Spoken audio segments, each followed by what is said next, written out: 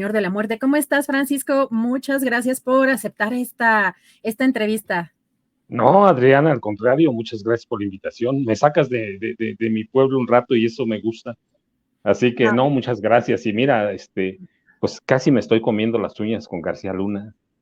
sí, pues, ¿qué estamos viendo? ¿Cómo has visto este juicio? Porque además el presidente se ha lanzado fuerte contra este abogado y de pronto vemos reportes periodísticos de que sobre todo este señalamiento menciona el abogado de Castro que estaba en los documentos jurídicos, pero que no se reconoce la autoría de nadie, o sea, es digamos anónimo, pero está en documentos oficiales.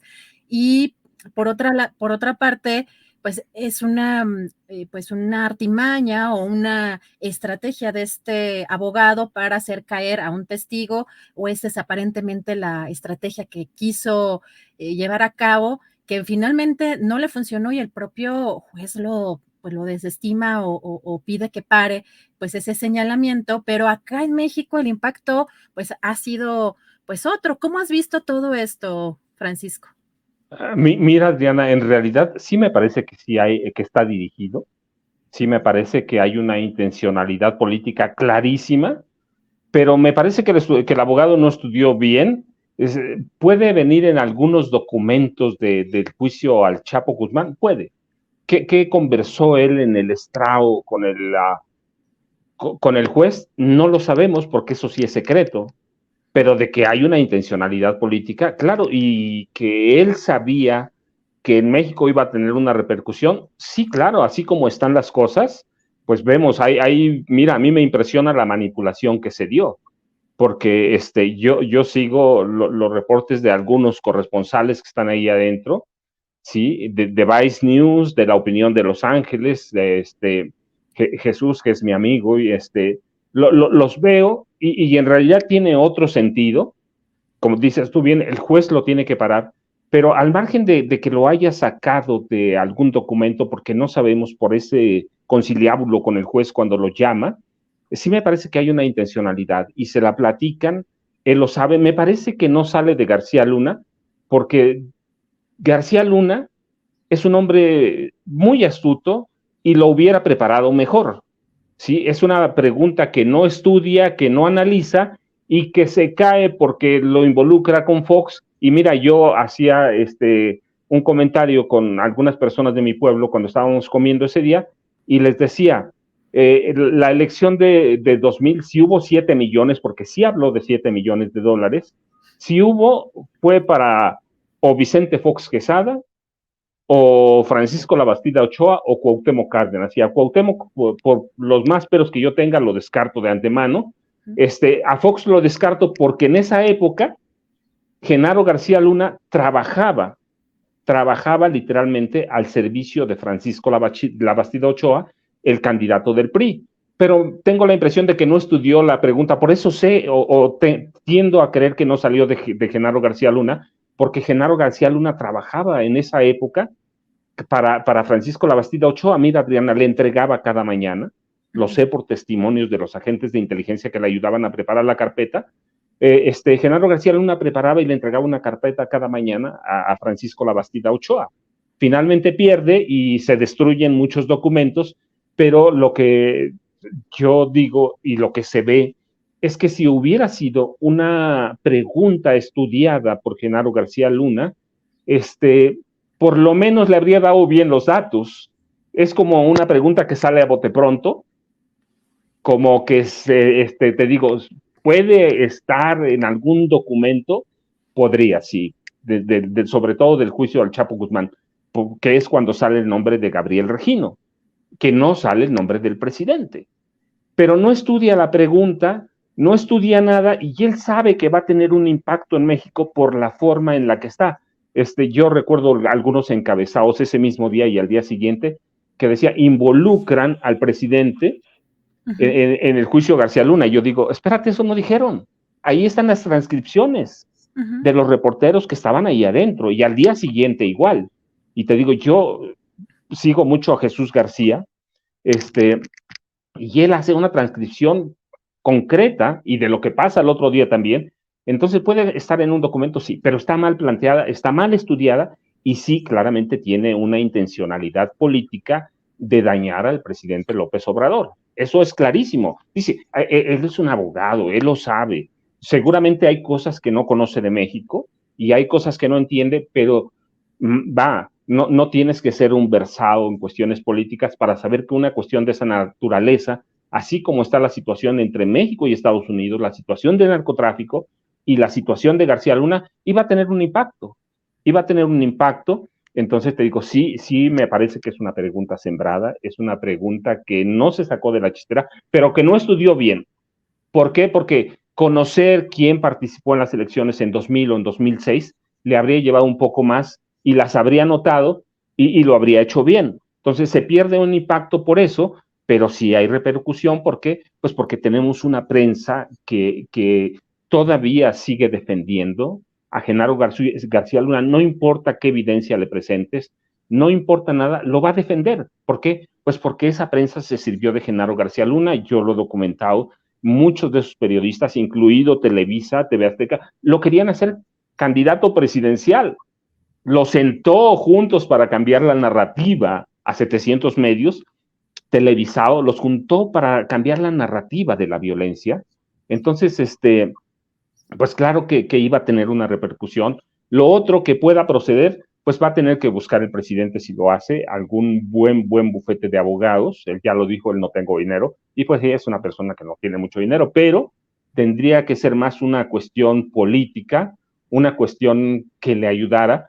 Y él tiene razón, no solo es a Andrés Manuel López Obrador, es atacar a la presidencia, pero quienes lo hicieron, sí, me parece que sí hay concierto y que hay una intencionalidad es como un dardo envenenado o un buscapiés envenenado que llega, ¿por qué? Porque hay una prensa receptiva para eso y no es un abogado tonto, es un abogado preparado y que está rodeado de un grupo de abogados que están preparados, Adrián. Así que yo lo veo en cuestión de ese tema, de aquella pregunta, sobre Gabriel Regino y los 7 millones de dólares, así la veo. Gracias, Francisco. Hoy hay un tema que también creo que es importante respecto a la relación bilateral y cómo puede estar esto afectando pues la relación con Estados Unidos. Te pregunto esto porque hemos visto al presidente pronunciarse sobre el tema de García Luna, pero me parece que hoy fue un poco más puntual en los señalamientos que hace de la responsabilidad de Estados Unidos, de la cooperación estrecha con las agencias, de que incluso se debe investigar todo este tema de Rápido y Furioso, y que creo que puede mandar un mensaje de molestia del gobierno de México por ese tema, por esa pregunta que, como dices, parece sembrada y que hoy el presidente dijo que traía esa intencionalidad. ¿Cómo ves tú la afectación en la relación México-Estados Unidos con este tema? Bueno, mira, Adriana, es decir, definitivamente hay un impacto, hay una relación que siempre va a ser de abuso, ¿por qué? Porque tenemos al imperio, nos guste o no, tenemos al imperio, un imperio que ha abusado de nosotros, por su posición, por lo que sea, por un lado, y por otro, porque por lo regular, hasta Enrique Peña Nieto, los presidentes mexicanos estaban sometidos a las decisiones de la DEA, del FBI. Hay que ver cuántos presidentes mexicanos tuvimos sirviendo a la CIA: Gustavo Díaz Ordaz, Adolfo López Mateos, Luis Echeverría Álvarez. Es decir, están acostumbrados, ¿sí?, a tenernos con la bota encima. Y ahora que alguien les reclama, pues claro que puede haber una repercusión. Yo lo que veo, el presidente hasta ahora, Andrés Manuel López Obrador, ha sido muy hábil para lidiar con los presidentes de Estados Unidos, lidió muy bien con Trump, por más que digan lo que digan, salió bien librado, ha salido bien librado de la relación con Biden, pero tiene que haber repercusiones, pues claro, ellos controlan muchas cosas y tiene que haber revisión.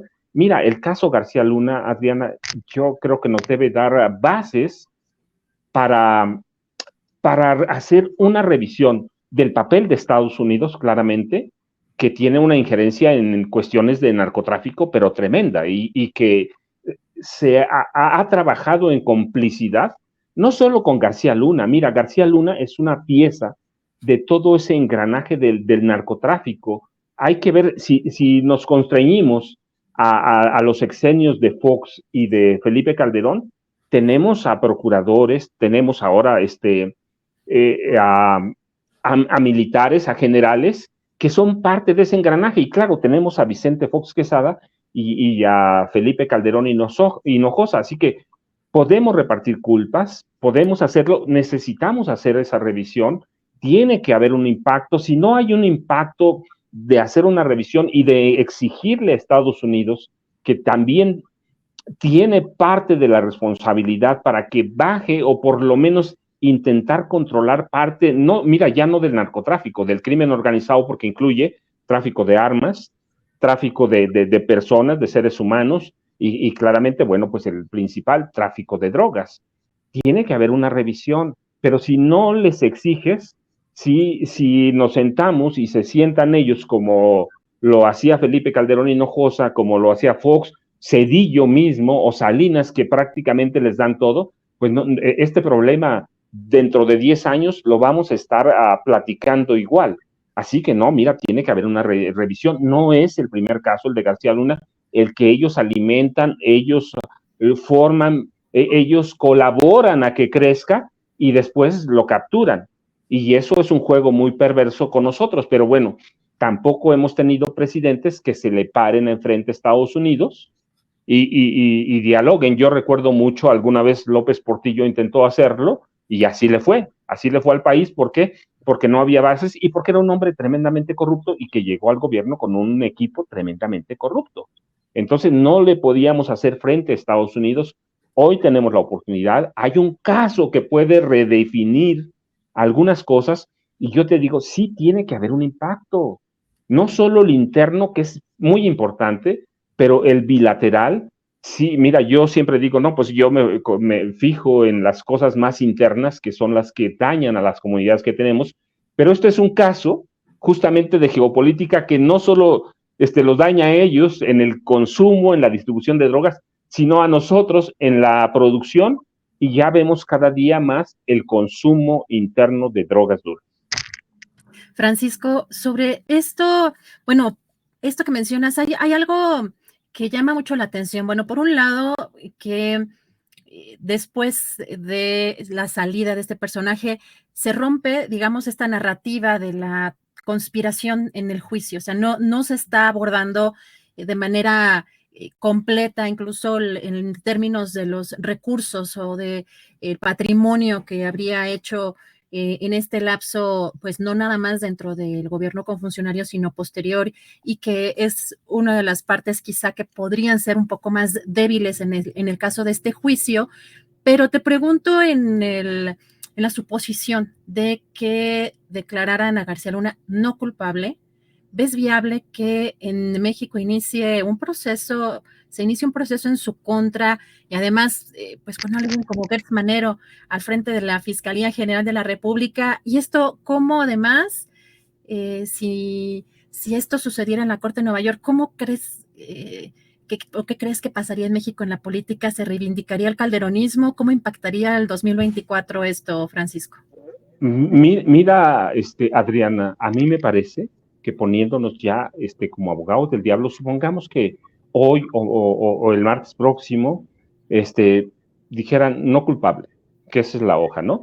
Luego podemos analizar un poquito, es un poco complicado, pero me parecería una tragedia verdaderamente que el gobierno mexicano, y ahí sí, a través de la Secretaría de Relaciones Exteriores, no tuviera ya lista, en el momento que lo declara inocente, no tuviera lista una solicitud de captura con solicitud de extradición contra Genaro García Luna. Eso sí sería una tragedia, porque ha tenido el gobierno, no el gobierno, las autoridades judiciales han tenido 3 años para armar un caso. Han tenido, sí, yo entiendo que hasta 2019 no había cómo detener, cómo capturar a Genaro García Luna en México. ¿Por qué? Porque cuando perdió el PAN las elecciones con Enrique Peña Nieto, yo he documentado que había en la Secretaría de Seguridad Pública, en el búnker y en otras oficinas y en oficinas privadas, personal de la Secretaría destruyendo documentos, destruyendo evidencias, todo. Y me queda claro que si llega la Procuraduría de López Obrador o en el sexenio de Andrés Manuel, llega sin nada, pues lo van a dejar libre. De por sí tenemos un sistema judicial muy cuestionable y que yo digo que está podrido de raíz. Tenemos un sistema judicial que no funciona, lo van a dejar ir. En ese momento había una razón. El arresto en Texas primero y de García Luna y los 3 años deben haberle dado al sistema judicial mexicano, o en este caso a la fiscalía, que es un brazo aparte, le deben haber dado elementos de investigación, elementos de análisis, evidencia, todos, mira, de una forma, un reportero, otro, un periodista, otro, estudios hay, lo han analizado, lo han publicado. Sería terrible que la fiscalía no entregara un paquete de una investigación sólida para seguir a García Luna. Si lo dejaran en libertad, va a ser un golpe o una reivindicación para el PAN. No, yo no creo, ¿eh? No creo. Que sí va a haber esa prensa que ha apoyado siempre a Genaro García Luna y que hoy no solo noto la prensa, ¿no? Lo noto en la Cámara de Diputados con legisladores que defienden a capa y espada Margarita, que ella hizo uso de los servicios de inteligencia de Genaro García Luna. Me parece que si no hay eso sí va a ser terrible, va a ser una tragedia y va a ayudar, eso sí va a ayudar al PAN. Lo otro no, las horas de libertad no, porque mira, yo recuerdo una encuesta de principios de semana, una encuesta en El País, que incluso los panistas advertían que era necesario juzgar a Felipe Calderón. Y ya hay otros sondeos que dicen lo mismo.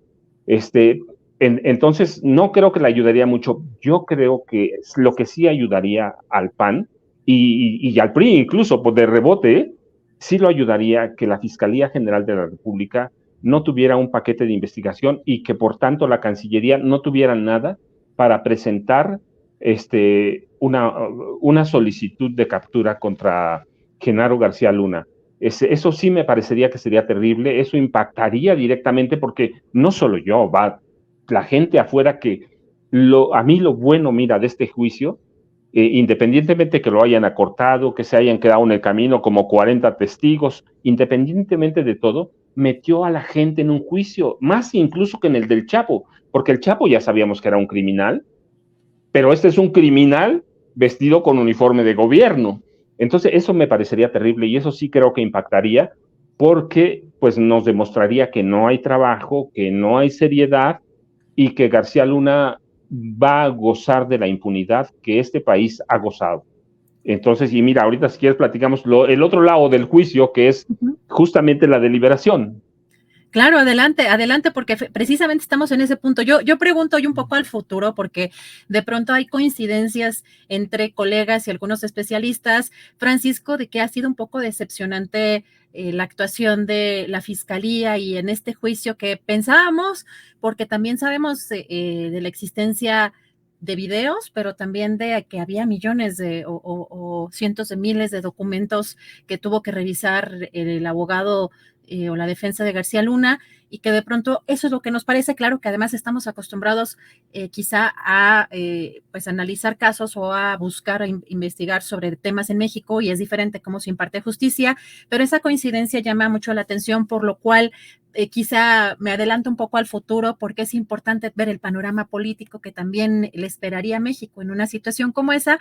Pero Francisco, ¿cómo ves las deliberaciones hasta este momento? ¿Cómo ves que se está llevando a cabo este proceso, que además es en viernes, que aparentemente se descansa los días viernes y hoy están trabajando? Mira, la verdad es que primero yo había platicado, alguna vez habíamos platicado, yo les dije, bueno, lo importante es que podamos conocer las cadenas de complicidad.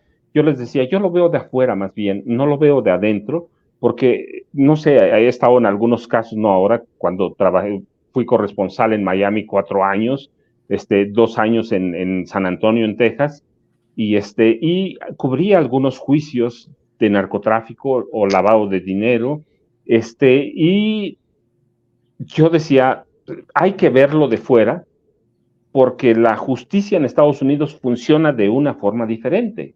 El juicio por jurado popular es muy engañoso, y nunca sabemos qué va a pasar. Por ejemplo, nos habían prometido 66 testigos, que eso reconoció la defensa, 66 testigos tenía la fiscalía, se quedaron con la computadora de García Luna, se quedaron con el BlackBerry de García Luna y se quedaron con muchas otras cosas.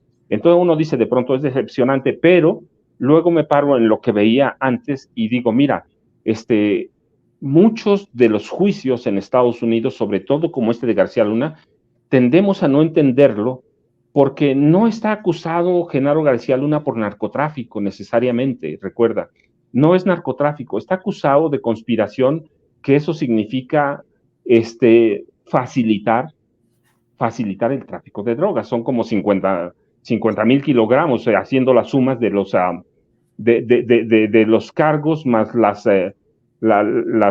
¿cómo se llama?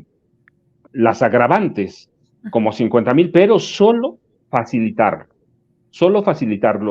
Y en ellos, en ese sistema, recuerda, cuenta mucho la credibilidad, la historia que tú le puedas vender al jurado.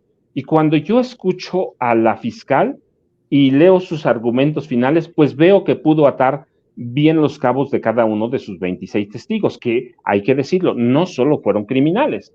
Había agentes o exagentes de la DEA, exagentes del FBI, exagentes de la Guardia Costera, un policía mexicano por ahí que no estaba acusado de ningún delito y que puede perder mucho si miente, los mismos narcotraficantes. Yo decía, por ejemplo, el Grande, yo lo sé porque además lo documenté, fue un testigo protegido de Genaro García Luna. Y yo veo y digo, no, pues armó una buena historia y esa es la que le vendió al jurado. Y yo ayer pidió un par de testimonios, el del Grande y el del Contador, los pidieron ellas, entonces digo, bueno, pues ahí va, pero hoy piden 13 carpetas, 13 o 12 pidieron hoy, entonces no sabemos, perdón, eso me dice que sí estaban metidos en el juicio, aunque de pronto en las crónicas veíamos, pues que estaban aburridos, que no estaban prestando atención, pero cuando piden, ya con las de hoy, son 15 carpetas o 15 testimonios los que piden, entonces digo, no, sí estaban, ¿cómo se llama? Estaban metidos en el juicio.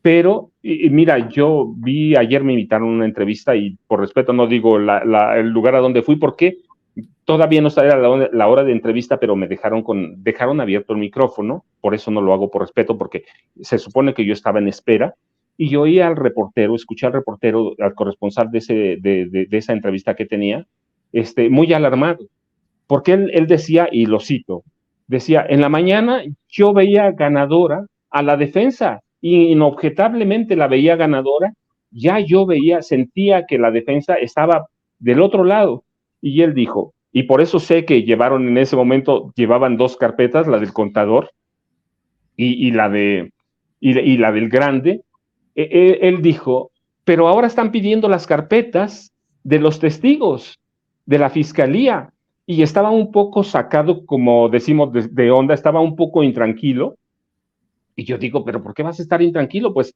el jurado está haciendo su trabajo y las instrucciones del juez son precisas.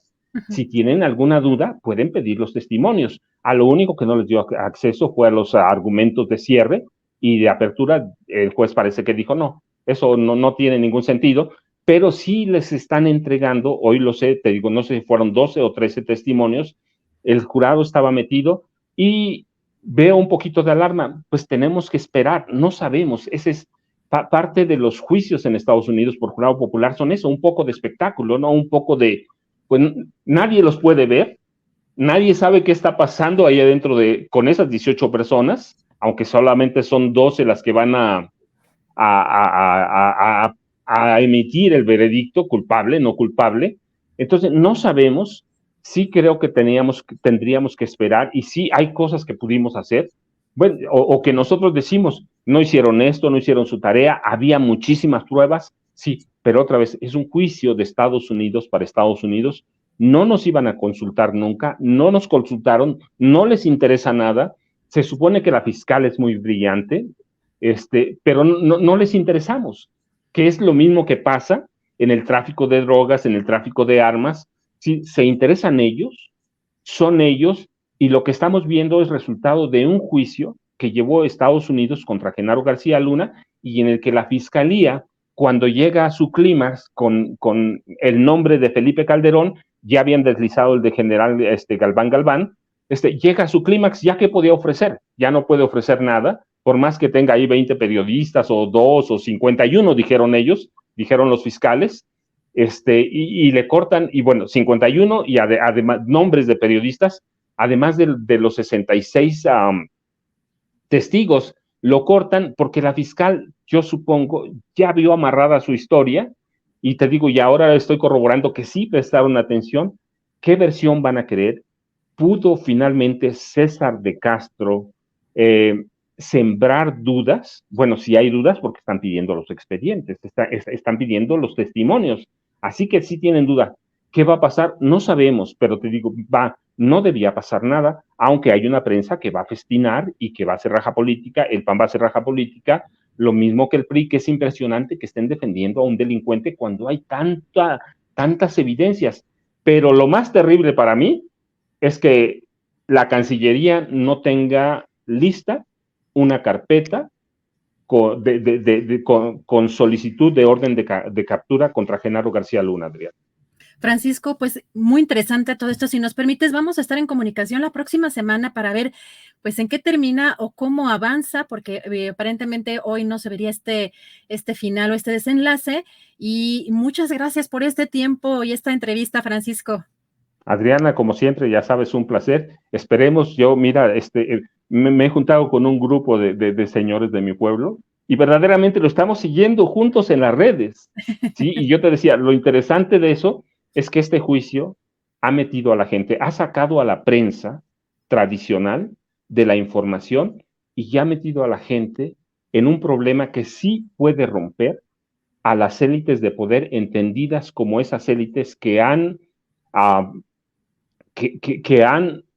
hecho que sea más grave el problema de la corrupción y de la violencia generada a través del tráfico de drogas y del crimen organizado en general. Así es, Francisco, pues te agradecemos mucho, te mandamos un fuerte abrazo y estamos en comunicación. Gracias, Adriana, por todo.